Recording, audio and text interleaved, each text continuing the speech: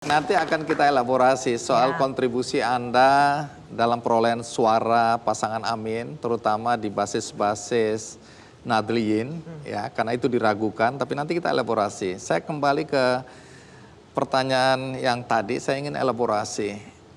Kalau orang khawatir akan ada cara-cara tidak terpuji, akan digunakan untuk menggagalkan Anda sampai ke istana, ada juga yang khawatir bahwa Anda berdua yang akan menggunakan cara-cara tidak terpuji. Yakni bagaimana dari pengalaman Pilkada DKI ketika suara elektabilitas ini belum meningkat, maka digunakan isu agama, politik identitas, terutama mengacu kepada figur Anies Baswedan. Jadi Anda juga dicurigai akan menggunakan isu-isu tersebut untuk memenangkan Pilpres tahun depan. Ya, kalau itu kita lihat rekam jejak saja barangkali Bang Andi. Bahkan di Pilkada Jakarta kita fokus pada 3, lapangan biaya hidup, lapangan pekerjaan, kesehatan, dan pendidikan. Itulah fokus kita.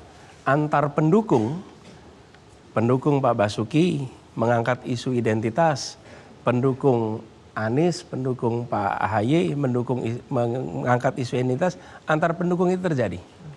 Tapi bagi para calonnya sendiri, kita semua membawa tema-tema agenda perubahan.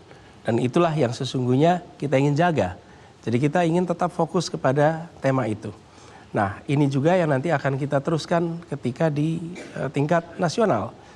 Bahkan, kalau boleh saya teruskan, ketika ada pemilihan umum, pilpres, pilkada, polarisasi itu akan terjadi. Tapi tidak semua polarisasi itu adalah konflik. Kadang-kadang kita cepat-cepat menyimpulkan kalau ada polarisasi berarti ada konflik. Lalu kalau ada konflik kita simpulkan ada perpecahan. Tidak. Ada polarisasi, kalau dibiarkan jadi friksi, dibiarkan jadi konflik, konflik dibiarkan jadi perpecahan. Nah, polarisasi itu muncul, ada kutub, selesai pemilu menyatu lagi. Selesai pemilu menyatu lagi, itulah nature-nya. Dan ini yang harus kita sama-sama antisipasi. Bagaimana polarisasi itu adalah polarisasi berbasiskan ide, gagasan. Ada perbedaan, perbedaan pandangan, perbedaan ide, perbedaan gagasan. Dan itulah sebuah kompetisi yang fair. Kalau tidak ada perbedaan, itu pertandingan persahabatan, Bang. Itu. Dan kadang-kadang itu pertandingan yang sudah diatur angkanya gitu. Kita ingat ya zaman ada periode di mana kita nggak perlu survei waktu itu, Bang. Pemilunya ada, tapi kita sudah tahu pemenangnya siapa, yang kalahnya siapa, nomor 2-nya siapa. Ya, itulah suasana pemilu tanpa ada polarisasi ide, tanpa ada polarisasi gagasan. Pemilu sebagai sebuah teater, pemilu sebagai sebuah sandiwara. Hari ini pemilu nyata, bawa gagasan itu. Karena itu saya mengajak pada semua, lihat rekam jejaknya. Lihat rekam gagasannya, lihat rekam karyanya, lihat rekam prestasinya. Lalu bandingkan, sandingkan, dan jangan tuding-tuding dengan menggunakan isu identitas. Caimin mau menambahkan atau saya langsung pertanyaan berikutnya ke Caimin? Ya, Mas Anies 5 tahun memimpin Jakarta, kita semua lihat harmoni terjadi. Hubungan antar agama baik-baik, kemudian dinamika politik sehat.